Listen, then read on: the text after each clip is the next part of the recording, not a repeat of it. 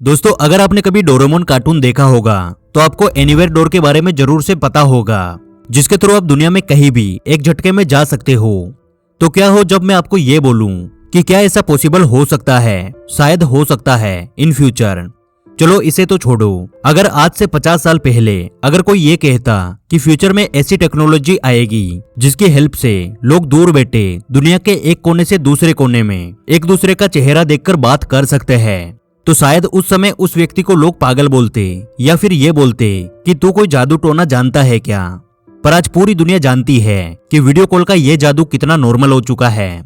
तो इस एग्जाम्पल से ये बात तो साबित होती है कि बड़ी सोच की वजह से हम सच में एनीवेयर डोर की तरह कोई भी जादुई चीज बना सकते हैं। और एनीवेज, आज हम इंसानों ने जितनी भी तरक्की की है वो सब कुछ बड़ी सोच के कारण ही पॉसिबल हो पाया है।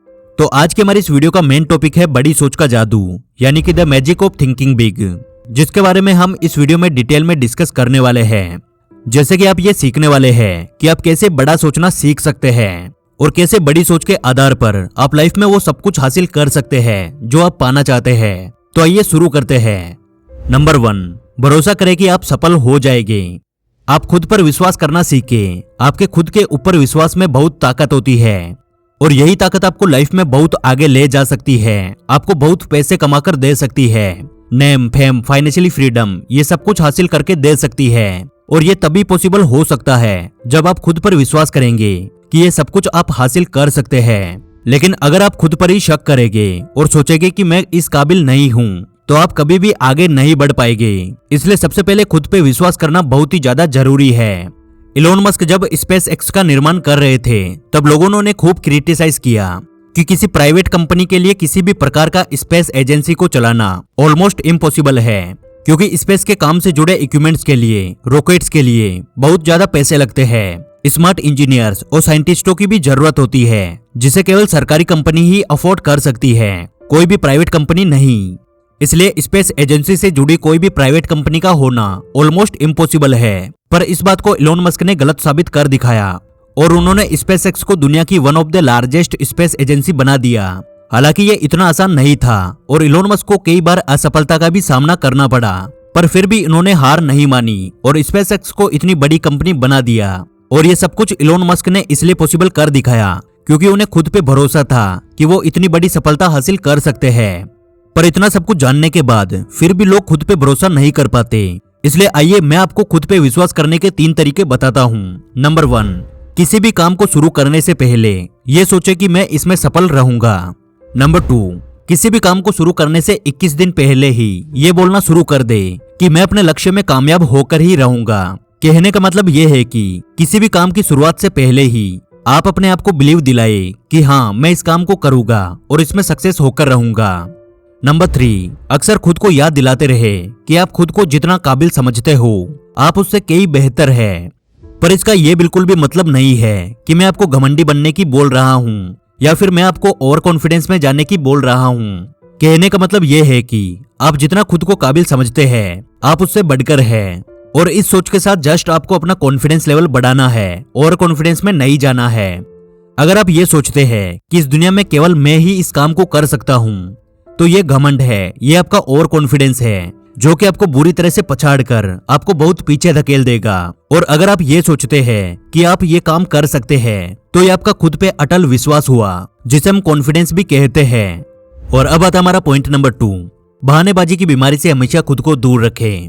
दोस्तों, बहुत बार हम जिंदगी में कुछ बड़ा नहीं कर पाते और इसका सबसे बड़ा कारण यह है कि हम हमेशा किसी भी चीज को करने से पहले बहाने बनाने की बुरी आदत, जैसे कि मेरे में इतना दिमाग नहीं है कि मैं ये काम कर सकता हूँ, मेरी हेल्थ अच्छी नहीं है, मैं फिट नहीं हूँ, मेरी उम्र बहुत ज्यादा हो चुकी है, अब समय नहीं बचा है, किस्मत कभी भी मेरा साथ नहीं देती और आगे भी नहीं देगी, अभी मेरा ठीक समय नहीं चल रहा है क्योंकि मैं फाइनेंशियल स्ट्रगल कर रहा हूँ, मैं बहुत ही गरीब परिवार में जन्म लिया हूँ, इसलिए मैं सक्सेस नहीं हो सकता। तो ज्यादातर लोगों को इस तरह के बहाने बनाने की बुरी बीमारी होती है। इसलिए अगर आपको अपनी लाइफ में आगे बढ़ना है तो इस तरह के बहाने बनाने की बीमारी से खुद को हमेशा के लिए दूर रखना होगा। अगर आपको कोई भी बिजनेस शुरू करना है तो बेशक कीजिए, और बिजनेस करने के लिए कोई भी सही उम्र नहीं होती है। एग्जाम्पल के लिए आप तिलक मेहता को ही देख सकते हो, जिन्होंने पेपर एंड पार्सल का बिजनेस 13 साल की उम्र में ही शुरू कर दिया था और अभी तो आप देख भी सकते हो कि चाय सुट्टा बार, MBA चाय वाला जैसे बिजनेस कितने ट्रेंड में चल रहे हैं और जिन्होंने इनकी शुरुआत की वो भी काफी यंग है। ये सब कुछ बताकर मैं आपको ये नहीं बोल रहा हूँ कि आप एकदम से कुछ बड़ा कीजिए। कहने का मतलब ये है कि आपको खुद पे विश्वास रखना है और सपने बड़े देखने हैं कि आप कुछ बड़ा जरूर से कर सकते हो। आपको शुरुआत हमेशा छोटे से ही करनी चाहिए, लेकिन सपने हमेशा बड़े देखने चाहिए।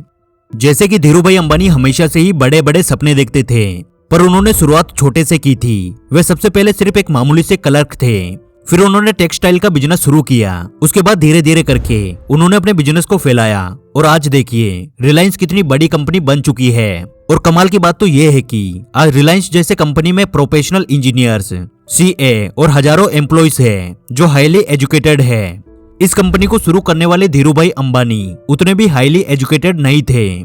जिस समय वो रिलायंस को बड़ा बनाने के पीछे लगे हुए थे उस समय उनकी उम्र भी ज्यादा हो चुकी थी, लेकिन उन्होंने इन सब चीजों का बहाना नहीं बनाया, एक गोल बनाया और एक स्ट्रेटजी बनाकर आगे बढ़ते गए और खुद पे भरोसा रखा। इसलिए आज से आप भी अपनी कमियों की ढाल बनाकर खुद को पीछे खींचना छोड़ दीजिए। इसलिए आज से आप भी बहाने बनाना छोड़िए और अपना एक गोल बनाकर अपने काम में जुट जाइए।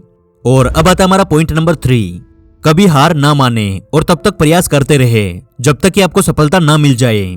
आपने वो कहानी जरूर सुनी होगी जिसमें 2 मेंढक एक गहरे गड्ढे में गिर जाते हैं। उसके बाद एक मेंढक तो हार मान लेता है, पर दूसरा मेंढक लगातार कोशिश करता रहता है और फाइनली एक कोशिश में उसे सक्सेस मिल जाती है और वो उस गड्ढे से बाहर निकल जाता है। इस कहानी से हमें ये शिक्षा मिलती है कि चाहे कुछ भी हो, चाहे हमारी सराउंडिंग कितनी भी नेगेटिव क्यों ना हो, हमें कभी भी खुद पे भरोसा करना नहीं छोड़ना चाहिए और तब तक हार नहीं माननी चाहिए जब तक कि हम उस मेंढक की तरह उस गड्ढे से बाहर ना निकल जाए, यानी कि हम सफल ना हो जाए।